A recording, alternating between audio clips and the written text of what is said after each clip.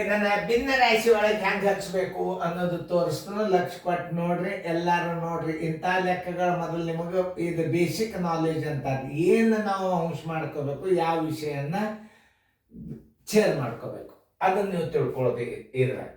ಮಕ್ಕಳು ವಾರಕ್ಕೆ 6 ದಿನ ಶಾಲೆಗೆ ಹೋಗುತ್ತಾರೆ. ಮಕ್ಕಳು ಒಂದು ವಾರಕ್ಕೆ ಎಷ್ಟು 6 ದಿನ ಶಾಲೆಗೆ ಹೋಗ್ತಾರೆ. ನೋಡ್ರಿ, ಪ್ರಶ್ನೆಯನ್ನು ಸರಿಯಾಗಿ ಅರ್ಥ ಮಾಡ್ಕೋಬೇಕು ನೀವು. ಇದನ್ನ ಭಿನ್ನ ರಾಶಿ ರೂಪದ ಬರಿಬೇಕಾದ್ರೆ ಹೆಂಗೆ ಬರೀತಾರೆ ಅದನ್ನು ನೀವು ತಿಳ್ಕೋಬೇಕು.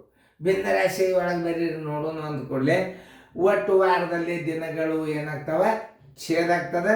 ಅವ್ರ ಹಾಜರಿದ್ದ ದಿನಗಳು ಏನಾಗ್ತಾವ, ಅಂಶ ಆಗ್ತಾವ. ಒಟ್ಟು ಗುಣಗಳು ಛೇದ, ಅವ ಪಡೆದ ಗುಣಗಳು ಅಂಶ. ಇವು ಇಂಪಾರ್ಟೆಂಟ್ ಪಾಯಿಂಟ್ಸ್ಗಳನ್ನು ಹೇಳ್ತಾನೆ. ಅವನು ಪಡೆದ ಅಂಕಗಳ ಭಿನ್ನಾಂಶಗಳನ್ನು ಬರೀರಿ, ಭಿನ್ನ ರಾಶಿಯಲ್ಲಿ ಬರೀರಿ ಅಂತ ಹೇಳ್ತಾರೆ. ಅವಾಗ ನೀವು ಹೆಂಗೆ ಬರಿಬೇಕು, ಒಟ್ಟು ಗುಣಗಳನ್ನು ಛೇದ್ ಬರಿಬೇಕು, ಪಡೆದ ಗುಣಗಳನ್ನು ಅಂಶ ಮಾಡಬೇಕು. ಆಮೇಲೆ ಒಟ್ಟು ಜನಸಂಖ್ಯೆ ಇರ್ತದೆ. ಜನಸಂಖ್ಯೆ ಒಳಗೆ ನಿಮಗೆ 35 ಮಂದಿ ಮಹಿಳೆಯರು ಇದ್ದಾರಂದ್ರೆ 100ಕ್ಕೆ 35 ಇದ್ದಾರಂದ್ರೆ ಅವಾಗ ಭಿನ್ನ ರಾಶಿ ಬರೀರಿ ಅಂದ್ರೆ 100 ಏನು ಮಾಡಬೇಕು, ಛೇದ್ ಮಾಡಬೇಕು, 35 ಮಹಿಳೆಯರನ್ನ ಅಂಶ ಮಾಡಬೇಕು. ಯಾವುದು ಅಂಶ ಯಾವುದು ಛೇದ್ ಮಾಡ್ಕೊಳ್ಳಿಕ್ಕೆ ನಿಮಗೆ ಬಂತು ಅಂದ್ರೆ ಮುಂದೆ ನೀವು ಭಿನ್ನ ರಾಶಿ ಒಳಗೆ ನೀವು ಭಿನ್ನಾಂಶ ರೂಪದಲ್ಲಿ ಬರಲಿಕ್ಕೆ ನಿಮಗೆ ಈಸಿಯಾಗಿ ಬರ್ತದೆ. ಈಗ ನಾ ತಿಳಿಸ್ತು, ಲಕ್ಷ ಕೊಟ್ಟು ನೋಡ್ರಿ. ಯಾಕಂತಂದ್ರೆ ಮಕ್ಕಳು ವಾರಕ್ಕೆ 6 ದಿನ ಶಾಲೆಗೆ ಹೋಗುತ್ತಾರೆ ಅಂತಂದರೆ ಶಾಲೆ ಹಾಜರಿಯ ವಾರದ 6ನೇ ಭಾಗ ಎಂದರೆ ಹಾಜರಿಯ 6 ದಿನಗಳ ಭಾಗ ಎಂದರೆ, ಭಾಗ ಬರೋಬ್ಬರಿ 6 ದಿನಗಳು ಹಚ್ಚರಿ, ವಾರಕ್ಕೆ ದಿನಗಳು ಎಷ್ಟು 7. ಆದ್ದರಿಂದ ಆನ್ಸರ್ ಈಸ್ ಈಕ್ವಲ್ ಟು 6ನೇ 7 ಹಾಜರಿ ದಿನಗಳು. ಇದು ನೋಡಿ, ವಾರಕ್ಕೆ 7 ದಿನ, ನೀವು ವಾರಕ್ಕೆ ದಿನಗಳೆಷ್ಟು 7, ಅದನ್ನು ನೀವು ಛೇದ್ ಮಾಡ್ಕೋಬೇಕು. ಇಷ್ಟೇ ನೀವು ಮಾಡಬೇಕಾದದ್ದು ಇಷ್ಟೇ.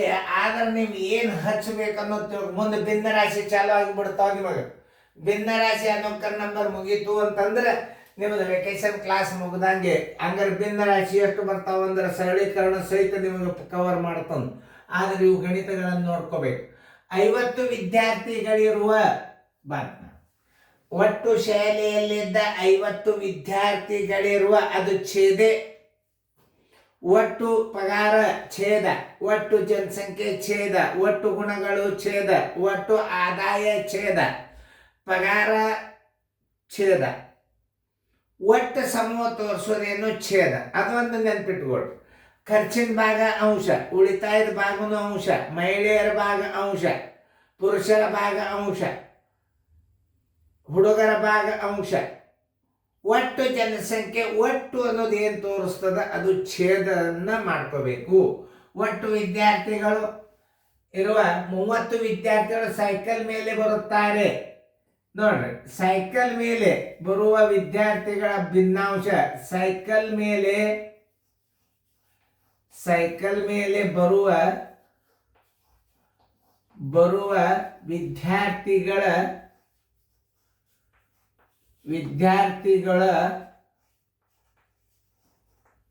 ಭಿನ್ನಾಂಶ, ಭಿನ್ನ ರಾಶಿ ಹೆಂಗ್ ಮಾಡ್ಬೇಕಂತಂದ್ರೆ ನಾನು ನಿಮಗೆ ತೋರಿಸ್ತೀನಿ. 8 ಮಂದಿ ವಿದ್ಯಾರ್ಥಿಗಳು ಬರ್ತಾರ, 30 ಮಂದಿ ಬರ್ತಾರ. ಒಟ್ಟು ವಿದ್ಯಾರ್ಥಿಗಳು ಎಷ್ಟಿದ್ದಾರೆ, 50 ಇದ್ದಾರೆ. ಇದು ಏನು ಭಿನ್ನ ರಾಶಿ ಅಂತ. ಇದನ್ನ ಇಷ್ಟಕ್ಕೆ ಬಿಡಬೇಕೋ ಏನು ಕನಿಷ್ಠ ರೂಪಕ್ಕೆ ತರಬೇಕು ಅದನ್ನು ನೀವು ತಿಳ್ಕೋಬೇಕು. ಭಿನ್ನ ರಾಶಿ ಅಂದ್ರೆ ಒಟ್ಟು ವಿದ್ಯಾರ್ಥಿಗಳು ಏನಾಯ್ತು, ಛೇದಾಯ್ತು. ಅವರು ಸೈಕಲ್ ಮೇಲೆ ಬರೋರು 30 ಆದರು. ಇದನ್ನು ಉತ್ತರ ಹೆಂಗಿಡ್ಬೇಕಂದ್ರೆ 30 ಡಿವೈಡೆಡ್ ಬೈ 50, ಈ 0 ಬರೋಬ್ಬರ್ 3/5 ಭಾಗ. ನೋಡಿ, ಹಿಂಗೆ ಸರಿಯಾಗಿ ತಿಳ್ಕೊಬೇಕು. ಆನ್ಸರ್ ನೋಡ್ರಿ, ಆನ್ಸರ್ ಇಸ್ ಈಕ್ವಲ್ ಟು 3/5 ಭಿನ್ನಾಂಶ. ನಿಮ್ಗೆ ಇಂಥ ಲೆಕ್ಕಗಳು ಬಂದು ಅಂತ ತಿಳ್ಕೊರಿ. ಮುಂದೆ ಎಲ್ಲ ನೀವು ಬರೀ ವಿಡಿಯೋಗಳನ್ನ ಹೆಚ್ಚು ಪ್ಲೇ ಮಾಡಿ ನೋಡ್ರಿ. ನೀವು ಒಟ್ಟು ದಿನಗಳು ಛೇದ, ಆಮೇಲೆ ಹಾಜರಿದ್ದ ದಿನಗಳು ಅಂಶ, ಗೈರು ಉಳಿದ ದಿನಗಳನ್ನು ಅಂಶ, ಹಿಂಗೆ ಅರ್ಥ ಮಾಡ್ಕೋಬೇಕು. ಇಲ್ಲಿ ಸೈಕಲ್ ಮೇಲೆ ಬರುವ ವಿದ್ಯಾರ್ಥಿಗಳ ಭಿನ್ನರಾಶಿ ಕೇಳ್ಯಾನಂದ್ರೆ ಒಟ್ಟು ವಿದ್ಯಾರ್ಥಿಗಳನ್ನ ನೀವು ಛೇದ್ ಮಾಡ್ಕೊರಿ. ಆಮೇಲೆ ಆಗ ಸೈಕಲ್ ಮೇಲೆ ಬರೋರ ಸಂಖ್ಯೆ 30 ಆಯ್ತು. 30 ಕನಿಷ್ಠ ರೂಪಕ್ಕೆ ತರಬೇಕು ನೀವು ಭಿನ್ನರಾಶಿ ಒಳಗೆ ಬರಿಬೇಕಾದ್ರೆ. ಭಿನ್ನರಾಶಿಯ ರೂಪವನ್ನು ಹೆಂಗೆ ಮಾಡಬೇಕು? ಭಿನ್ನರಾಶಿಯ ರೂಪ 30, 50 ವಿದ್ಯಾರ್ಥಿಗಳು ಛೇದ, 30 ಸೈಕಲ್ ಮೇಲೆ ಬರ್ತಾರೆ. ಇದನ್ನು ಕನಿಷ್ಠ ರೂಪಕ್ಕೆ ತಂದು ಬಿಟ್ರೆ ಭಿನ್ನರಾಶಿಯ ರೂಪ. ಕನಿಷ್ಠ ರೂಪಕ್ಕೆ ತರುವುದೇ ಭಿನ್ನರಾಶಿಯ ರೂಪ. ಅರ್ಥ?